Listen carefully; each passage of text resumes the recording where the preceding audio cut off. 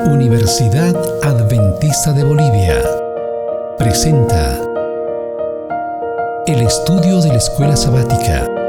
Este trimestre estudiamos los 3 mensajes cósmicos. Bienvenidos. Hola amigas y amigos, una vez más estamos en este su programa para repasar la lección de Escuela Sabática. En esta oportunidad estamos en la Escuela Bíblica de la Iglesia Universitaria y desde la Facultad de Teología de la Universidad Adventista de Bolivia les damos la bienvenida. También tenemos un invitado muy especial en esta hora. Pastor Herbert es el preceptor de la residencia de varones. Pastor, bienvenido. Muchas gracias, querido pastor. Muchas gracias por la invitación a este hermoso programa. El título de la lección de esta semana dice Una ciudad llamada confusión. Pero antes de abordar la temática, vamos a pedir que Dios nos guíe. Pastor, por favor. Claro que sí. Vamos a inclinar nuestros rostros y vamos a orar. Eterno Padre, te pedimos que tu Espíritu Santo nos pueda ayudar a descifrar, Padre Santo, las Sagradas Escrituras y así de esa manera puedan ser una gran bendición en nuestras vidas.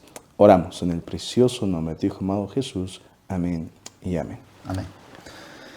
Apreciados amigos, en la Biblia nosotros encontramos mucha simbología, especialmente la simbología de una mujer que representa a la iglesia. Y es interesante que en la Biblia encontramos 2 tipos de mujeres. Una mujer, en este caso que estamos estudiando Apocalipsis, en el capítulo 12 de Apocalipsis encontramos a la mujer vestida de sol, o la mujer pura, a la mujer fiel al Señor. Y en el capítulo 17 de Apocalipsis encontramos a una mujer vestida de escarlata, una mujer que representa la apostasía.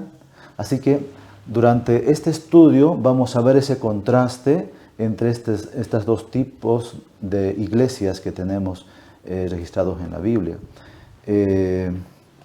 Vamos a dividir la lección, pastor, en 3 partes. En primer lugar, vamos a identificar a esa iglesia verdadera, esa iglesia que representa al pueblo de Dios leal, verdadero, y en la Biblia es representada por una iglesia o la iglesia remanente. Pastor, descríbanos un poquito esa iglesia en Apocalipsis 12. ¿Qué características tiene? Claro que sí. Y podemos partir, pastor, de por qué una mujer, ¿verdad? Bueno, en el Antiguo Testamento Dios siempre hace referencia a su pueblo como de algo parte de algo más cercano hacia Él, ¿no? Algo que ama mucho. Y es por eso que hace referencia a una mujer. Mujer en la Biblia nosotros podemos encontrar el simbolismo que es una iglesia, ¿no? Específicamente en el libro de Apocalipsis, capítulo 12, hace referencia a una mujer vestida de sol, ¿no? Nosotros podríamos decir que esa vestidura de sol es el pueblo de Dios justificado, ¿no? Justificado. De esta mujer que está vestida de sol, nace. ¿Quién? ¿Pero quién nace? Nace Jesús. Y es el momento en que este dragón quería derrubarla, ¿no? Quería destruirla. Pero en ese momento se lo lleva al cielo, ¿no? Entonces, esta mujer también representa la pureza que tenía esta iglesia. Esa pureza que simbolizaba lo cercano que estaba con las Sagradas Escrituras, lo cercano que estaba con Jesús. O sea, Apocalipsis 12 nos describe muchas características de la iglesia verdadera.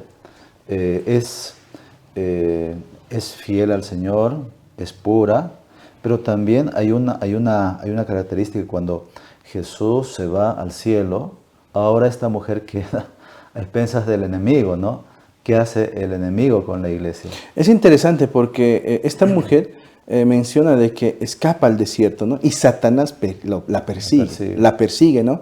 Y nosotros podemos hacer ahí un contraste en la cual la iglesia fue perseguida por 1260 años, ¿no? En ese tiempo de persecución hacia el remanente, más adelante vamos a ver, ¿no? ¿Qué significa el remanente de esta iglesia, ¿no? Muy bien. Hablando del remanente de esta iglesia, ¿qué significado tiene el remanente en la Biblia? Porque se entiende que el remanente no está solo al final de la historia, también se menciona en otras partes de la Biblia, ¿verdad? Claro que sí. La misma palabra remanente significa lo que escapa, lo que queda, lo que sobra. Pongamos un ejemplo. Si nosotros nos vamos a un río con un cernidor y recogemos piedras y empezamos a cernirlas, va a quedar un resto de piedras, ¿no? Ese es el remanente de todo ese grupo de piedras. Bíblicamente hablando, Dios tuvo remanentes a través de la historia bíblica. Ejemplo, comencemos desde Adán y Eva. Adán y Eva, el plan divino era que ese grupo sea el pueblo escogido por Dios. Con la entrada de pecado a este mundo, todo ese plan se distorsionó, pero Dios buscó ahí un remanente, que fue la familia de Noé. Luego de eso, y más adelante vamos a hablar acerca de Babel, etc. Ahí también buscó una familia que sea el remanente. En este caso fue Abraham. Okay. Entonces nosotros podemos ver al transcurso de la historia bíblica que Dios siempre busca un pueblo fiel, leal, que sea fiel a Dios. Ahora, en nuestra actualidad, ¿tendremos un remanente? Claro que sí. Existe un pueblo que es fiel, leal, hacia los mandatos, hacia la palabra de Dios. Pastor, eso quería enfatizar. En Apocalipsis 12:17, al final del capítulo, dice: entonces el dragón se llenó de ira contra la mujer y se fue a hacer la guerra contra el resto o el remanente de la descendencia de ella, contra los que guardan los mandamientos de Dios y tienen el testimonio de Jesucristo. Entonces, ¿cómo identificamos a este remanente de los últimos tiempos? Bueno, este remanente, como acabamos de leer el versículo, tiene dos características, ¿no? Dos características. La primera es los que guardan los mandamientos de Dios. Y la segunda característica es los que tienen el testimonio de Jesucristo. Si hay un grupo selecto que es el remanente de Dios en estos tiempos, tiene que tener estas dos características. Excelente. Ahora vamos a pasar a la segunda parte de nuestra lección. Vamos a identificar a Babilonia. Pastor, háblenos un poquito de Babilonia, de dónde viene este término y inicialmente, ¿qué significa? Ok, bueno, la palabra Babilonia viene de su raíz Babel. Y muchos seguramente les llegará a la mente lo que es la historia de la Torre de Babel. Babel está en la llanura de Sinar, al sur de Irak. En ese lugar se erigió esta gran torre, con el propósito de que, primeramente con el propósito de ver de dónde venía esa agua que produjo la inundación. Segundo, para poder ser superior a los dioses, para que no haya otro catástrofe, ¿no?, climatológico en ese tiempo. Pero Dios, en su divina sabiduría, hizo que separara esa construcción. Era interesante, permítame comentarle, pastor, era interesante, porque a medida que iban creciendo, haciendo la torre, los de arriba pedían los materiales de construcción a los de abajo, y así iban creciendo, haciendo la torre. Pero Dios, al confundir el idioma, no había esa comunicación. Claro. Y al no haber esa comunicación, dejó de construir esa torre, ¿no? Claro. Y de viene el término confusión. Exactamente. Debido a esa confusión, entonces separó todo eso, ¿no? Separó todo eso. Entonces, desde ahí viene la palabra y el término Babilonia. Los restos, luego un grupo se quedó ahí, un grupo de personas se quedaron ahí, y a partir de ahí se formó lo que ahora conocemos, ¿no?, como es Babilonia. Claro, en ese lugar se erigió una ciudad tan grande en esa época. Es una de las ciudades más y mejor construidas. Se conoce los jardines colgantes, por ejemplo, como una de las maravillas del mundo. Era una ciudad tan bien protegida, tan bien amurallada, tenía 3 murallas, ¿no?, nos dice la historia, y los reyes que vivían ahí decían nunca nadie va a poder ingresar acá a Babilonia, ¿no? Era una ciudad llena de ídolos, llena de tradiciones, llena de confusión, una mezcla de todo. Así que esa Babilonia inicialmente representaba eso. Pero pastor, ahora sabemos que Babilonia ya no existe, ¿no? Pero la Biblia, cuando el escritor mismo escribe, ya Babilonia no existía. Entonces se está refiriendo a una Babilonia espiritual. Háblenos un poco de las características de la Babilonia espiritual. Bueno, como pastor usted lo mencionó, la Babilonia literal, ¿no? O sea, la Babilonia que pasó en la historia ya no existe, ¿no? Solo son ruinas. E incluso, ¿no? Una de sus representaciones de la puerta de Ishtar está en uno de los museos de Europa, ¿no? Así es, sí. Bueno, la Biblia en Apocalipsis menciona una Babilonia espiritual. Entonces, aquí es donde el autor bíblico hace la comparación. Por ejemplo, Babilonia era un pueblo muy idólatra, ¿no? Tanto que incluso en la invasión de los medos y los persas hacia Babilonia, uno de sus gobernadores tomó las estatuillas de los dioses babilónicos y se las llevó en brazos, pensando de que estos ídolos lo iban a salvar, a rescatar. Segundo, hemos visto también en la historia bíblica que Daniel y sus amigos de Daniel, estaban de cierta manera obligados a adorar una estatua, ¿no? Una estatua de oro. Entonces ahí nosotros podemos ver que Babilonia era una ciudad muy idólatra. Segundo, estaba mezclado el poder del gobierno con la religión, ¿no? El poder del Estado y la religión estaban juntos. Ejemplo, en Babilonia se creía que el mismo rey emperador, ¿no? Era el mismo Dios, ¿no? Dios Marduk, estaba representando en el gobernador babilónico. Entonces, la religión y el Estado estaban juntos, ¿no? Juntos. Entonces, según eso, nosotros rescatamos, como les dije, las características de la Babilonia espiritual. La Babilonia espiritual también será una Babilonia idólatra, ¿no? Idólatra, que pondrá fe en cosas humanas antes de poner fe en cosas de Dios. Segundo, tendrá más unión entre el Estado y la religión. Se unirá esos dos, ¿no? Y también absorberá o necesitará la fuerza humana, la fuerza de los humanos, el poder humano, para obtener ese dominio, ese poder. Sin embargo, nosotros sabemos que lo que es la iglesia verdadera obtiene su fuerza, obtiene su victoria en Dios. Así es. Qué interesante, todas esas características de Babilonia nos hacen entender la naturaleza de la Babilonia espiritual que hoy día está imperando en este mundo. Yo quiero remitirme a Apocalipsis 17, en el versículo 1 y 2. Voy a leer, dice: vino uno de los 7 ángeles que tenían las 7 copas y habló conmigo diciendo: ven acá y te mostraré la sentencia contra la gran ramera, ¿no? La que está sentada sobre muchas aguas. Con ella, ahora aquí viene el asunto. Con ella, dice, han fornicado los reyes de la tierra y los habitantes de la tierra se han embriagado con el vino de su fornicación. ¿Qué significa toda esta descripción, pastor? Bueno, es interesante porque cuando nosotros hablamos de fornicación en la Biblia, hace referencia a una unión ilícita, a una unión no permitida, ¿no?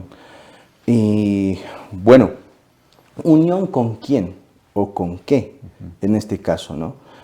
Recuerden que cuando hablamos de mujer, hablamos de iglesia. Esta iglesia es considerada como una ramera, como una prostituta, que ha fornicado, habla, ¿no? Ha dejado a Jesús de lado, a Cristo de lado, y se unió, se fornicó, tuvo una unión, y hace la Biblia referencia, ¿no? Fornicado con los reyes de la tierra. O sea, Al decir reyes de la tierra, está hablando con autoridades humanas, ¿no? Con poderes de Estado. O sea, esta mujer tuvo unión con el Estado de las tierras. Ahora, cuando nosotros hablamos acerca del vino, bíblicamente el vino, el jugo de uva, el jugo de la vid, nos hace referencia a la sangre expiadora de Cristo, ¿no? Esa sangre que derramó en la cruz, y gracias a esa sangre nosotros podemos tener el perdón de nuestros pecados. Recuerden, el vino apunta a la muerte de Jesús. Pero aquí habla acerca de un vino, de su fornicación, un vino que embriaga, ¿no? Entonces, cuando el vino es contaminado, el jugo de uva es contaminado, es ensuciado, manchado, es un vino adulterado, o sea, es un jugo de uva adulterado, un jugo de uva que embriaga, un jugo de uva que confunde, ¿verdad? Que confunde. Entonces, esa confusión hace de que esta Babilonia, ¿no? Esta Babilonia tenga la confusión, se una con el poder, con el Estado, y causa una confusión en la humanidad, ¿no? Cause una distorsión de lo que es. Distorsión de la verdad, distorsión de doctrinas falsas, todo eso que se mete dentro del mundo cristiano.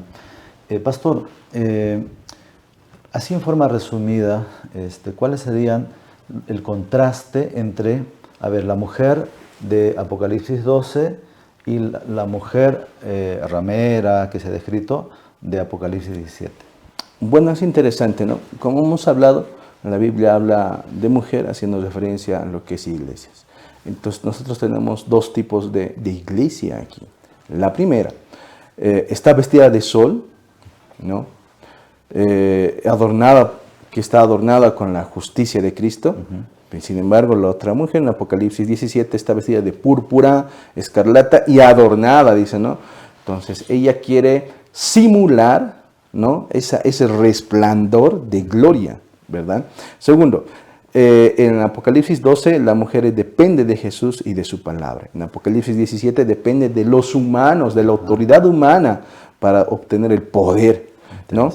En Apocalipsis 12 depende de la gracia, el sacrificio y la expiación de Cristo para su salvación. Pero en Apocalipsis 17 depende de las tradiciones, es un enfoque más humanista para obtener la salvación, ¿no? Ok, estamos viendo que en este mundo entonces hay una iglesia verdadera y hay una iglesia que está plagada con errores doctrinales. Ahora, pastor, para terminar, ¿cuál es la apelación de Dios para el mundo y para nosotros, sus hijos también? ¿Cuál sería la apelación viendo todo este panorama? Claro que sí. Apreciados amigos, aquí existe blanco y negro, ¿no? Existe una mujer de blanco y otra mujer vestida de escarlata, de púrpura. Y al mismo tiempo, muchas veces nosotros mismos estamos en una Babilonia, estamos confundidos, ¿no?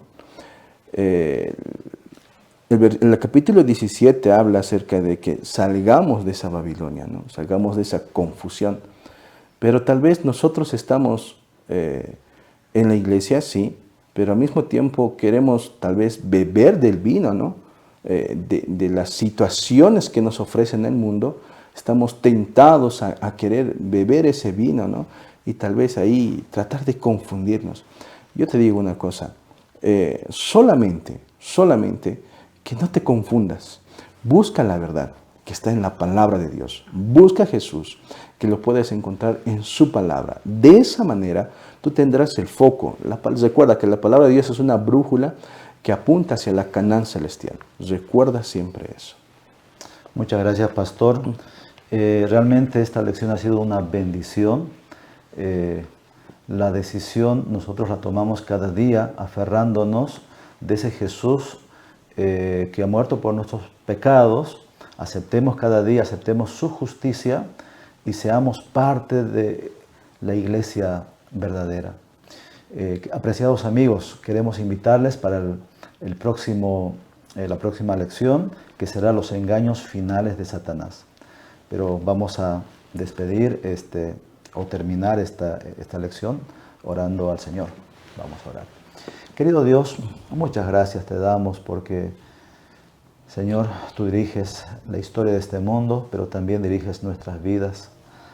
Querido Padre, vivimos en un mundo donde se ve el conflicto entre el bien y el mal.